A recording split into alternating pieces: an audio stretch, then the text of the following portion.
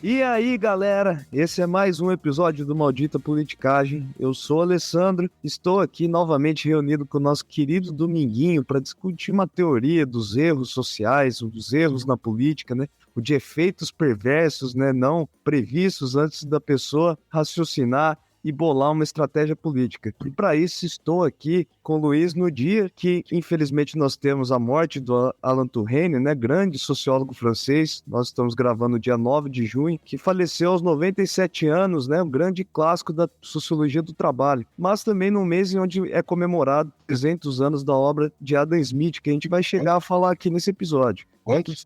300. 300 anos do nascimento ou da obra? Do nascimento, né? Do nascimento, mas ninguém sabe que dia que ele nasceu. Puta, é que nem o Jorge Ben, né? Uma incógnita. Pois bem, é isso aí. Saudações, Alê, saudações a todas e todos. Tem um provérbio popular que diz que o inferno está cheio de almas com boas intenções, né? E também um outro já, talvez, um provérbio de outro sacerdote, o Karl Marx, que diz que os homens fazem a própria história, mas não sabem a história que fazem. Todas essas frases apontam para isso que nós vamos abordar hoje, que são os efeitos não previstos ou não intencionais da ação humana. A gente pode também dar outros nomes que são muito frequentes, né? Efeitos colaterais da ação social, ou, como diz na economia, externalidades, né? Que você planeja uma política econômica, ela gera outro resultado, ou dentre os resultados, ela gera um que não foi percebido de saída. Por aí que a gente vai trafegar e, como sempre, é importante mencionar, antes de mais nada, a nossa campanha de financiamento coletivo. Nós temos ouvintes que ajudam a financiar o Maldita Politicagem, todas as despesas que envolvem o nosso projeto, e a partir de agora a gente vai tentar mencionar os novos doadores. E esse mês nós tivemos 2 novos doadores, a Elza Rita, que é uma ouvinte, creio que aí de uns meses para cá, né, Ale? Mas ela é muito gentil com a gente e agora mais ainda ajudando no projeto. Além do mais, o Pedro Filipac, esse talvez um ouvinte lá dos primórdios, tirou o escorpião do bolso e soltou um caraminguá pra gente. Então, façam como o Pedro e a professora Elza, ambos professores, você que é professor, aquela merreca que sobra aí depois do café, da cantina, coloca no apoia.se/maldita politicagem para que a gente possa expandir o projeto, chegar em mais ouvintes. Além do mais, ajudem a compartilhar fora das redes sociais ou no Instagram e no WhatsApp, porque essas redes não entregam para todos os seguidores, né? Eles fazem aquilo que é o shadow ban, ficam escondendo o conteúdo para forçar a gente a impulsionar com dinheiro, e isso tudo é inviável com o caixa que a gente tem. Então, compartilhar também é uma forma de ajudar o projeto, e muito. Luiz, você tem muitas ações com efeitos perversos, efeitos colaterais no dia a dia seu? Eu acho que eu tenho bastante, uma pá delas, né? São as coisas que a gente quer algo e vai para outro lado sem querer. Então, galera, no primeiro bloco a gente vai falar um pouco do Adam Smith. Veja só, o Adam Smith não fala apenas de economia, ele também possui uma espécie de sistema moral que nos ajuda aqui a entender sobre esse tema. E depois vamos falar do Raymond Boudon, né, esse sociólogo francês que vai ser talvez o nosso pensador central aqui nesse episódio. No segundo bloco a gente vai discutir alguns desses efeitos perversos, dessas espécies de erros políticos, né? A gente vai tentar focar especificamente na sociologia e na ciência política como exemplos, né? E no terceiro bloco, como é de costume, nós vamos trazer algum exemplo, alguma história, que dessa vez não aconteceu em Querência, mas é uma história que vai nos ajudar a entender. Luta de gostos, maldição. Então continue com a gente, galera. O episódio está legal.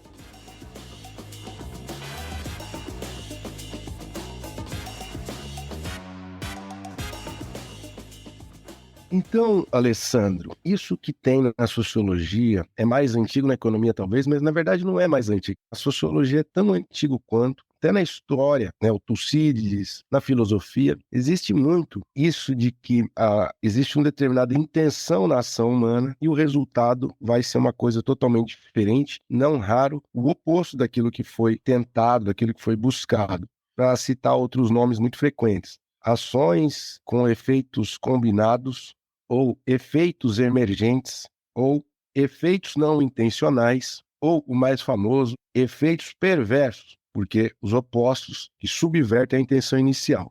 Isso na filosofia tem aí um caboclo famoso, começa com ele, O Adam Smith. Então, ó, galera, é um episódio que a gente também comemora, né? Como a gente já falou no bloco de abertura, os 300 anos do Adam Smith, que nasceu em 1723, esse importante filósofo escocês, nascido em Kirkcaldy.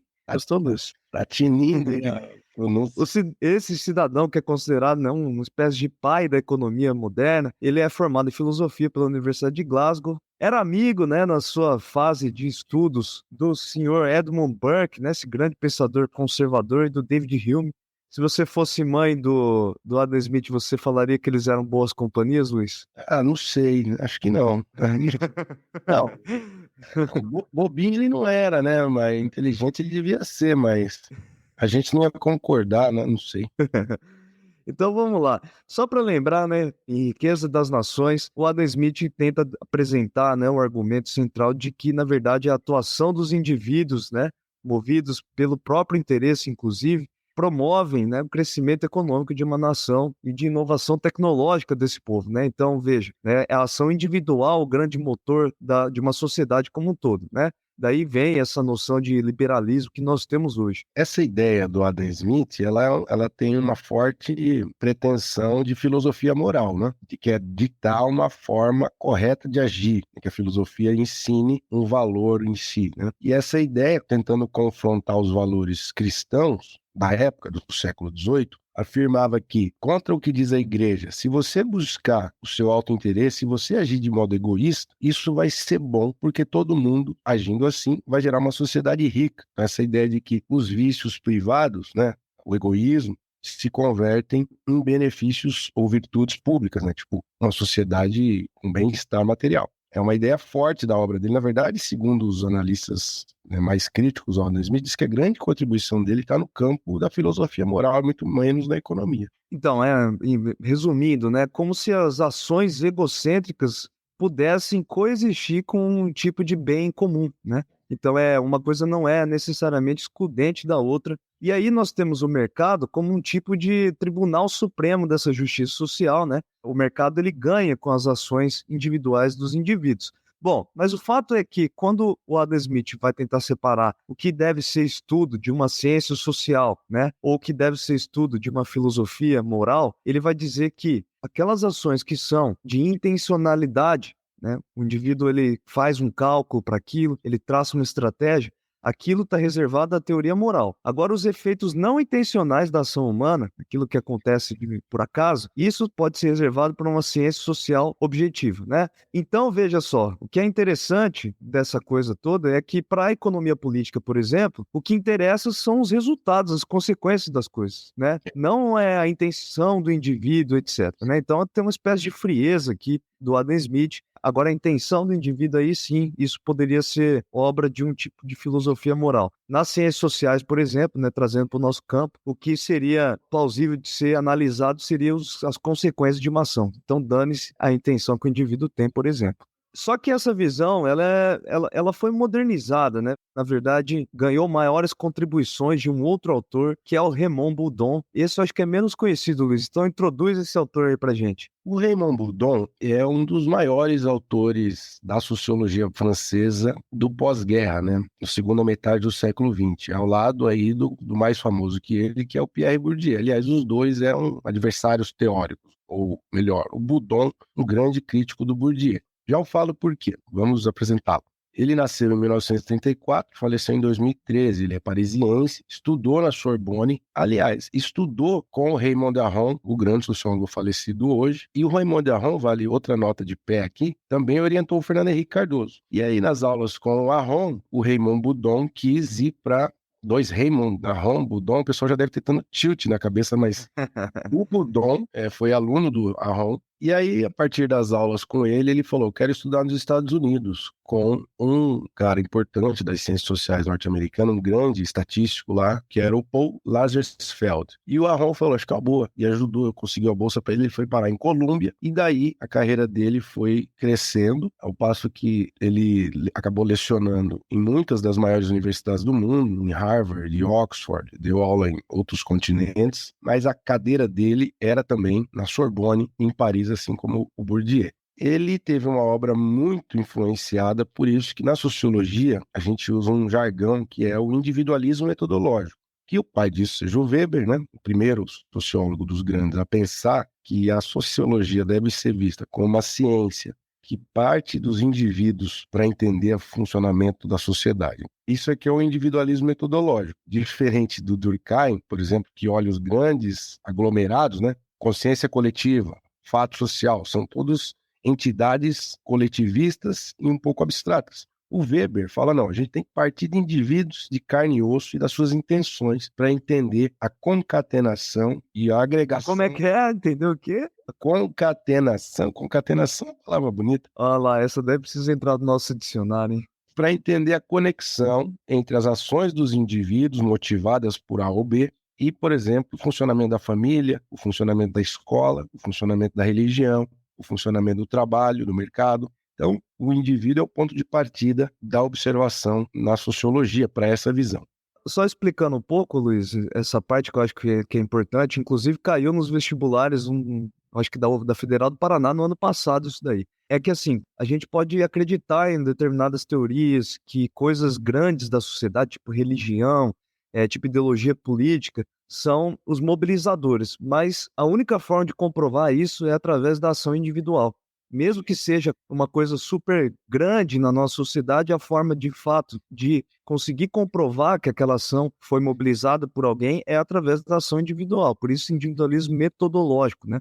Tem uma grande contraposição no interior da teoria sociológica, que é entre os individualistas metodológicos e os holistas, né, que querem olhar do agregado, do macro para o micro. É o caso clássico do Marx também, né? O Marx quer pensar as classes e como que as classes influenciam a ação individual. Muitos desses críticos ao individualismo metodológico falavam que o indivíduo perde de vista as instâncias sociais ou a influência da sociedade sobre o indivíduo ao agir. Na verdade, essa crítica é uma crítica errada, porque o Weber, em primeiro lugar, e o Boudon e tantos desse campo metodológico, eles não ignoravam a influência das grandes estruturas sobre a ação do indivíduo, né? Na verdade, pensar que os indivíduos agem num vácuo social é aquilo que o próprio Boudon chama de individualismo sociológico, que é pensar que o indivíduo nasce sem influências da família, da igreja, dos valores. Na verdade, todos têm essa influência, só que para entender essa influência é preciso adotar a lente do indivíduo. Por isso que é metodologia, você tem como material de observação a ação individual, que é a mediação das estruturas sociais, da família, assim por diante. A discussão é de epistemologia aqui para quebrar a cabeça do ouvinte logo de sair.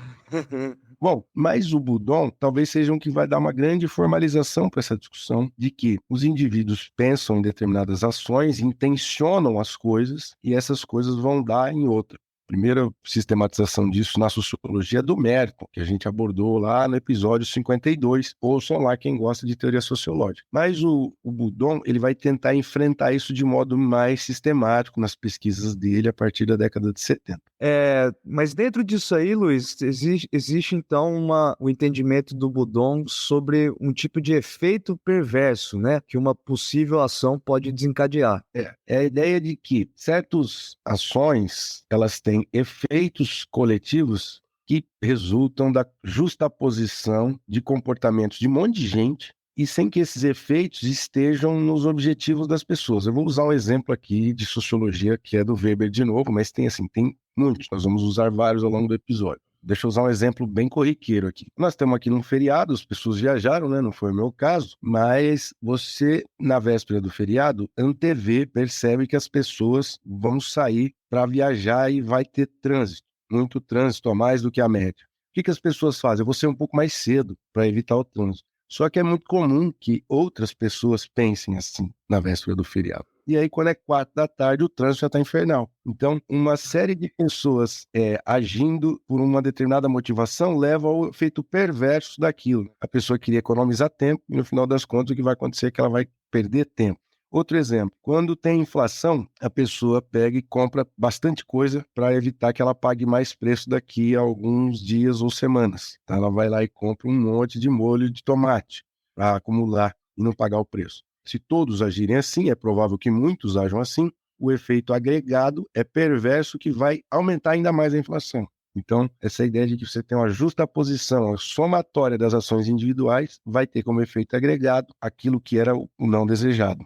Perfeito. Para fazer uma ponte entre esses dois autores, Luiz, agora me veio que essa coisa do individualismo metodológico e a visão do Adam Smith, né, dos resultados, né, que funcionam, tem como diferença que o individualismo metodológico do Boudon, visão do Boudon, não exclui as intenções dos indivíduos, né? Agora eles compartilham essa coisa da ação individual em última instância, né? Então não é uma visão excludente um do outro aqui, na verdade passa a ser quase que uma contribuição que vai além, né, daquilo que o Adam Smith pensou originalmente. Então tem tabela pra gente, Luiz, ou não? Tem uma tabelota aqui que é a seguinte: a gente está no mês que comemora 10 anos das jornadas de junho de 2013. E ali, naquele momento histórico, marcante da política brasileira, milhares de pessoas se reuniram nas grandes cidades para reivindicar melhores serviços públicos, para fazer uma crítica ao governo federal, na época da Dilma Rousseff, enfim. Mas existe um perfil aqui interessante desses manifestantes.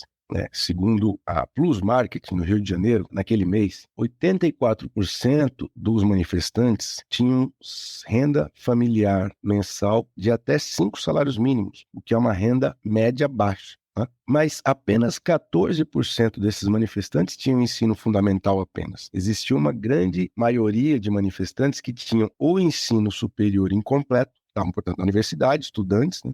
Ou já tinham ensino superior completo. Então, segundo os dados dessa pesquisa do Rio de Janeiro, que batem com dados de outras grandes cidades como São Paulo, Belo Horizonte, você tinha uma população com alta escolaridade, ensino superior, mas, entretanto, uma renda que não condizia com aquilo. Então, na avaliação de alguns estudiosos daquele mês de mobilização, o que estava acontecendo ali eram pessoas que tinham tido acesso ao ensino superior graças às políticas de aumento de oportunidades promovidas pelo governo do PT, né, do Lula, da Dilma, ProUni, FIES, aqueles incentivos para aumentar o número de estudantes, e de fato a gente tinha 1 milhão de matriculados em 2003 no ensino superior, quando foi em 2011 a gente tinha quase 2,5 milhões, então um aumento mais do que o dobro. A mobilidade educacional não foi acompanhada por uma mobilidade de renda, esse é o ponto, né? E o que acontece aqui é uma das coisas que se conhece em outros países, aconteceu na França nos anos 60, que é o negócio chamado inflação do diploma. Quanto mais gente com diploma superior, menos cada diploma vale individualmente. Então, esse é um efeito perverso, segundo essa interpretação. O Boudon localiza isso porque ele também tem um livro sobre sociologia da educação e ele aponta isso para a França. A democratização do ensino superior, quando faz com que muitos diplomas explodam no mercado, no final das contas, a renda das pessoas com diploma não cresce do mesmo jeito. E a consequência é uma frustração estrutural. Quer dizer, as pessoas acham que a sociedade é uma meleca e que elas não vão ter nunca uma melhoria da sua condição econômica, mesmo tendo tido um esforço gigante de estudar e se qualificar. É tipo uma inflação de bons profissionais, né? De profissional qualificado. Esse é um exemplo bem sociológico mesmo do efeito perverso da democratização do ensino superior. Para que isso não aconteça, uma série de outras coisas tinham que acontecer. Então, você tinha que aumentar o número de postos de trabalho bem remunerados, você tinha que industrializar o país, você tinha que fazer um monte de coisa que o Brasil não fez. Então, só o diploma superior não é capaz de melhorar de modo estrutural a renda daqueles formados. Então, você tem, do ponto de vista do indivíduo, uma frustração, e parte das razões pelas quais as pessoas estavam nas ruas era exatamente isso.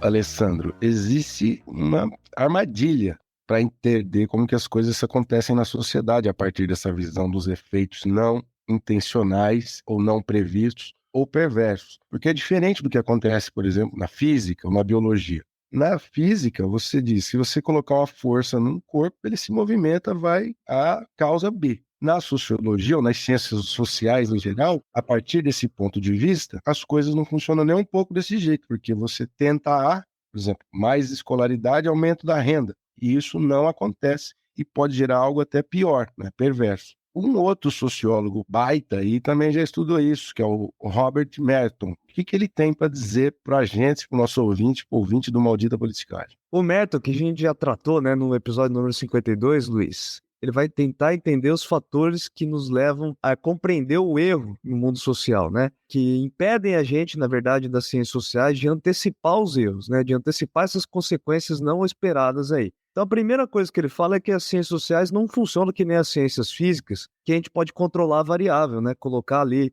o álcool no fogo e aquilo lá explode quantas vezes, né? A gente não pode fazer isso com um ser humano. A gente não consegue identificar sempre a intenção de um ser humano, né? Antes de agir para falar no tema que a gente está dizendo aqui. Então, esse é uma primeira falha. É difícil de falar que A causa B, né? Pela falta de controle de variáveis, pela falta de capacidade que a gente tem de notar ou de constatar uma intenção. Bom, a outra coisa que o Merton fala, que nos leva ao erro, né, levam os atores aos erros, primeiro, é uma falácia do hábito, existe um tipo de falácia do hábito, ou seja, você acha que toda vez que aquilo que aconteceu no passado vai voltar a acontecer, né, você fica preso dentro da história, e há uma espécie de, o segundo ponto, uma espécie de parcialidade do indivíduo, quando ele coloca, né, as emoções ou o seu desejo à frente de um cálculo racional e ele acaba errando o cálculo. Então, para ilustrar um pouco aqui, Luiz, eu trouxe alguns casos que eu acho que pode ser exemplos aqui, né? Primeiro, né, dessa falácia do hábito de ser preso. Você lembra lá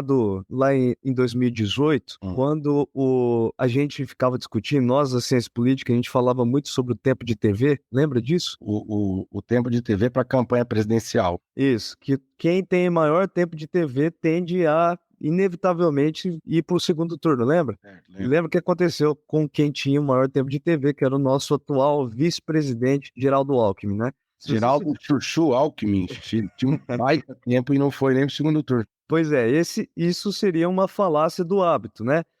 Se o Alckmin colocasse na cabeça dele que era certeza que ele estaria no segundo turno, ele iria falhar, como falhou, né? E o da parcialidade pode ser, né, uma espécie de obsessão que o indivíduo tem por algo, né? Ele vai lá, não pensa direito e acaba errando o seu cálculo, sei lá. Eu posso colocar aqui como exemplo, talvez, o Bolsonaro com a sua política de vacinação, né? Obviamente, ele não fez um cálculo mais racional, científico possível naquela situação, acabou levando em conta aquilo que ele achava sobre o... Enfim, eu tô fazendo aqui um espantalho, né? Eu imagino que tenha sido isso, porque não há nem a menor explicação para aquela tomada de decisão dele. E aí acabou se ferrando com essa, né? Essa questão da parcialidade, esse ponto que o Merton levanta, que todas as ações planejadas, elas sofrem desse vício. Desse vício não, eles sofrem dessa marca. Elas são parciais porque não são capazes de dimensionar outras ações que vão se combinando com a minha. Ou, para dizer de uma forma simples, todas as ações sociais que intencionam um resultado coletivo, elas não deixam de ser uma aposta. Sempre ela é uma aposta porque ela não tem como prever, antecipar a combinação com outras ações.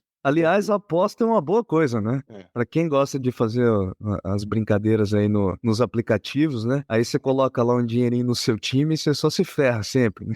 Então, o que é legal dessa perspectiva do Budon e agora do Merton é de afirmar, assim como diz o provérbio lá, né? O inferno está cheio de boas intenções. É claro, nós vamos continuar fazendo ações mirando em A, mas que vai acertar em A, você não tem a certeza. Por quê? Porque você sofre da parcialidade, que é a sua visão antes da ação dos outros, que vão acontecer ao longo do caminho da sua ação. Então vamos para o nosso quebra-pau acadêmico, Luiz. Tem quebra-pau para gente? Você pensou em algum? Então, essa discussão de falar as ações nem sempre levam a bons resultados é uma entrada para uma crítica forte do Budon àquilo que a gente também chama em sociologia, até na filosofia, de determinismo histórico, de achar que um fenômeno vai acontecer necessariamente, independentemente do que aconteça. Que ele, por exemplo, para provocar os ouvintes, que o socialismo é inescapável, que pela combinação das variáveis econômicas do capitalismo, uma hora ou outra, mais hora, menos hora, o socialismo vai aparecer na nossa frente. Isso é que é o determinismo. E, aliás, o Marx é muito criticado por causa disso. Determinismo estrutural, né? Que as coisas vão acontecer de qualquer jeito, depende só de uma questão de tempo, de uma questão assim de ajustar os fatos históricos, porque algo vai acontecer. Quando a gente parte dessa visão, pega essa visão aqui, Alessandro, de que existem efeitos não previstos, efeitos não intencionais, perversos, é muito possível que as coisas aconteçam mais por contingência, por acidente, do que por uma pré-determinação. Então, duas turmas na história da sociologia que se debatem quanto a isso. Então, é tipo, você tá fazendo, a gente não, né? Você tá fazendo papel tipo de coach ao contrário, né? Você planeja aquela história, no final vai dar tudo certo, pode ser que no final dê tudo errado. Exato, boa, boa. O Budon, ele é um anti-coach. Ele fala assim, ó, planeje bem, acorde cedo, mude o seu mindset, né? Tenha disciplina, coma produtos orgânicos. Mas isso não é certo que a sua vida vai dar certo, entendeu? É o coach ao contrário, pô, entendeu? Troca o seu mindset, e pronto. E sofra porque vai dar tudo errado, infeliz. É mais ou menos isso. Luiz, então vou fazer uma pergunta para você, já aproveitando isso aqui. Você, como grande cientista político que né, ó, começa com um elogio daqueles, qual foi o maior erro de análise que você já fez na sua vida? Eu acho que eu tô na turma que apostava que o Bolsonaro não chegava ao segundo turno em 2018. Até a facada, eu apostava que ele não iria. Eu dei entrevista, falava para os alunos, não, pode, esquece. Pode ficar tranquilo. Então, nossos ouvintes, busquem entrevista do Luiz falando que o Bolsonaro não chegaria lá. Deu zica ali para todo mundo, para mim, para 80% da área, né? Foi maior. Eu ia falar a mesma coisa, cheguei a brigar com as pessoas nos lugares, falava, não, de jeito nenhum, o cara não tem TV, o cara, pô, que é isso daí, né? Repetindo um desses erros que o Robert Merton fala, né? A gente tava na falácia do hábito, né? Não tem tempo de TV, não tem tempo de rádio, não sei o que, como é que o cara vai conseguir popularidade? E a gente não viu um novo ator que era as redes sociais, né? A internet, etc. Tem um mais científico que nós erramos, eu e o Bruno Bolognese, que nós entrevistamos aqui, nós estamos falando do Bruno direto aqui, né? Você podia entrar ali no Apoia-se também, agradecer a menção a ele aqui. Mas você tá citando o erro dele? Bom, é o seguinte, a gente fez um artigo sobre os partidos políticos do Paraná, e tem uma teoria importante que diz que cada estado tem um subsistema partidário, patati, e a gente dizia que o fortalecimento do Requião e do requianismo, que também foi entrevistado, pô, hoje tá só propaganda aqui, hein, bicho. A gente dizia que o Requião ele foi responsável por estruturar um campo de partidos, que era um campo de centro-esquerda, que fazia frente a um campo antigo, mais forte, de centro-direita. E que a longevidade desse campo ia permitir uma estruturação de dois polos, tal como no âmbito nacional, PT e PSDB, aqui a CPMDB contra os partidos de direita. A continuidade disso se mostrou totalmente equivocada. Por quê? Porque o PMDB desfacelou e ainda mingou no Paraná. O que nós temos aqui é uma hegemonia da direita já faz muito tempo, já faz pelo menos 12 anos, mais do que está aqui no Paraná. Portanto, aquela previsão do artigo foi errada. A gente tem também aquela coisa, né, de que para fortalecer a nossa política nós deveríamos lutar, combater a corrupção, né? E todos os efeitos de corrupção que geraram, né? Que a gente discutiu naquele episódio sobre o Serra Galho, né? O da Operação Lava Jato ser a Operação Serra Galho, porque a luta contra a corrupção gerou um efeito perverso que era deslegitimar a própria arena política e constitucional, né? E fortalecer os atores corruptos. O grande beneficiário da Operação Lava Jato foram atores não democráticos, em primeiro lugar, os autoritários, né, na órbita do bolsonarismo. E agora que o bolsonarismo está mal nas tabelas, o ator privilegiado por excelência da política brasileira é o Centrão, que é o mais corrupto. Então, são efeitos totalmente perversos em vista da intenção.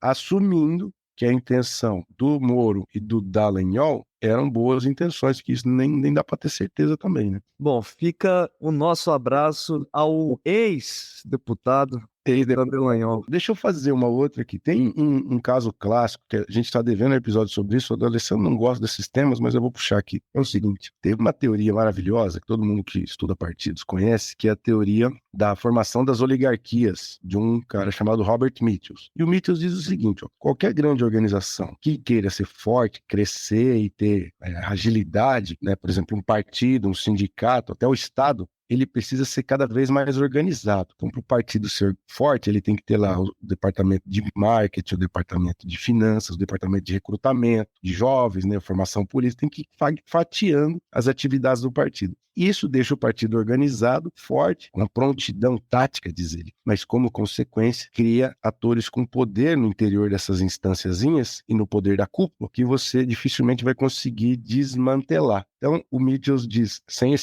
essa terminologia, mas a tese da oligarquia do Mitchell diz que organização produz oligarquia.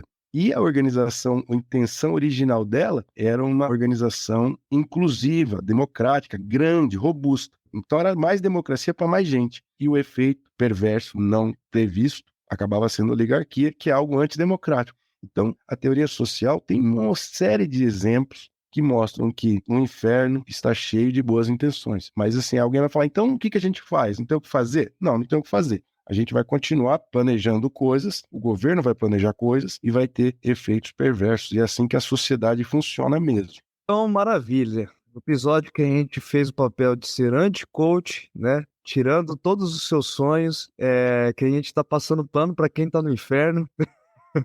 Não, a gente passa pano para quem tá no inferno. Tirando o Deltan e Moro.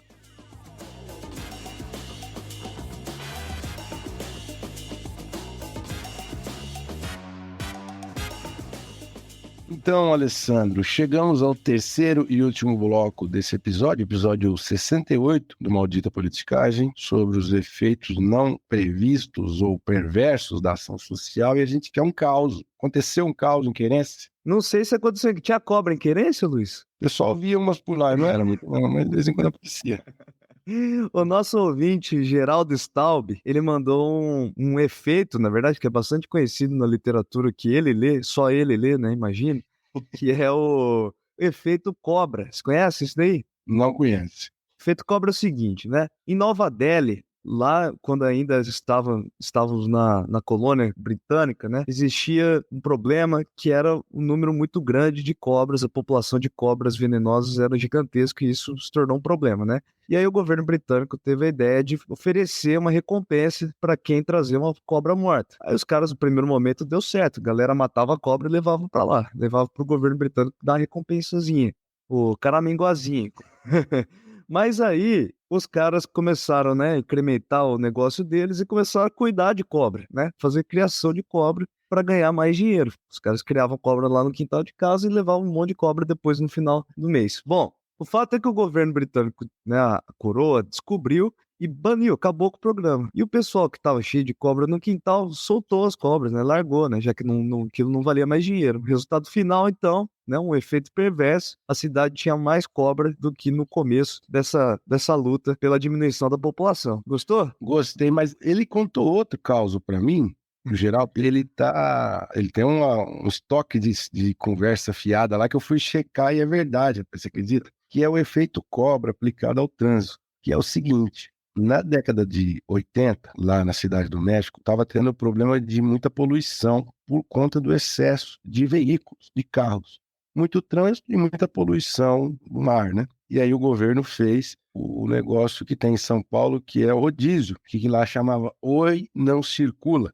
Hoje não circula, que era um dia lá que o número da placa do carro não podia circular, que tomava multa. O efeito disso foi que as famílias que tinham um carro com valor X lá, sei lá, 80 mil, vendiam o carro e comprava 2 outros carros de 40 mil. Em geral, carros mais poluentes. Então, o efeito inicial da política foi aumentar a poluição do ar. Pô. Entendeu?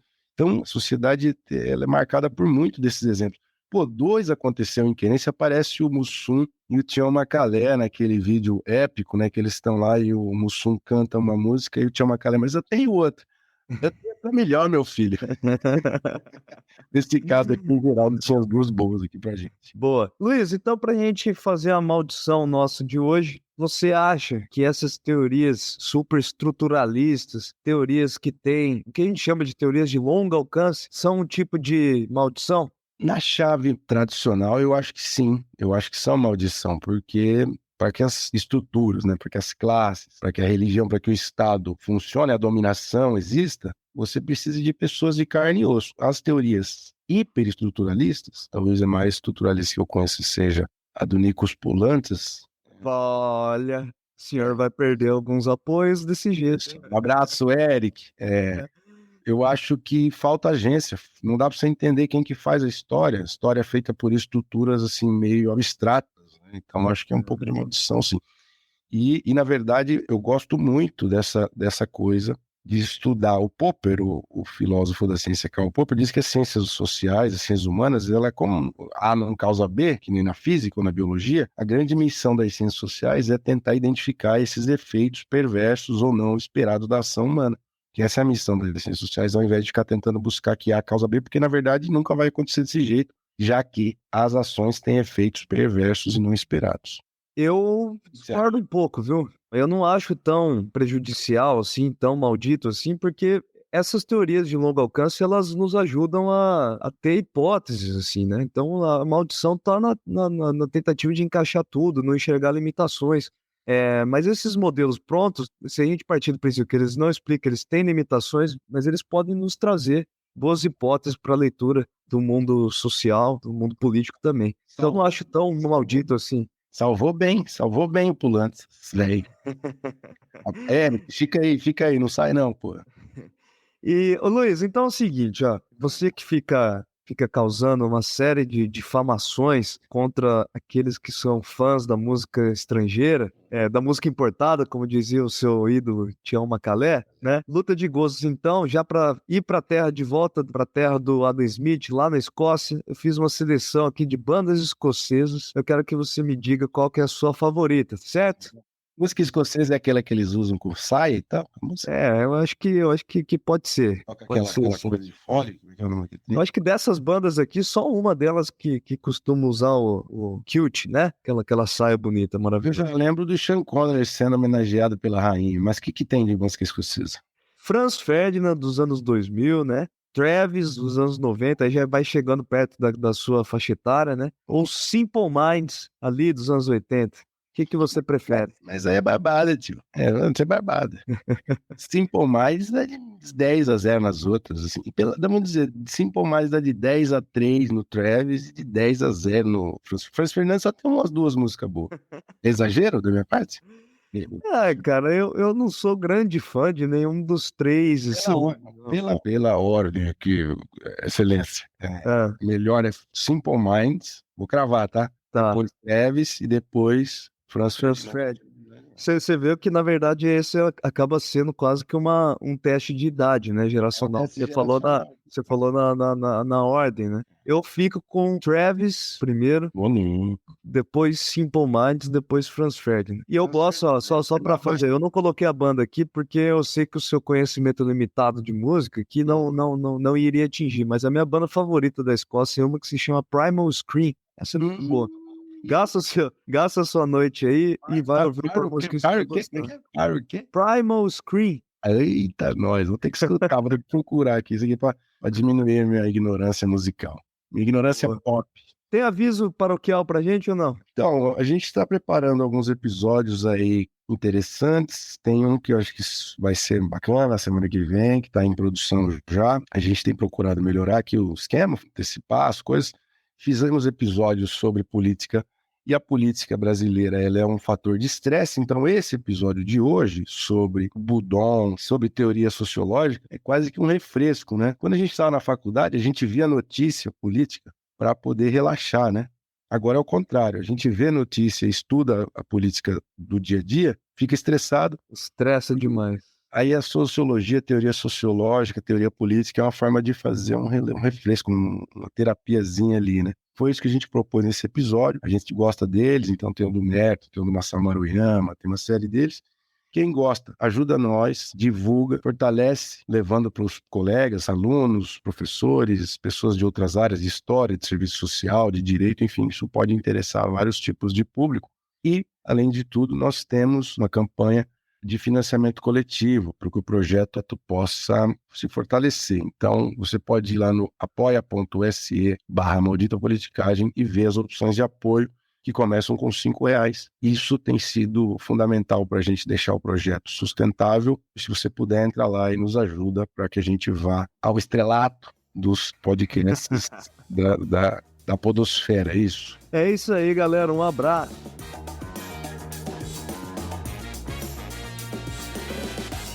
O Maldita Politicagem tem roteiro e produção de Luiz Domingos Costa e Alessandro Tokumoto, edição de áudio de Matheus Bittencourt, finalização de áudio e identidade visual de Fábio Tokumoto.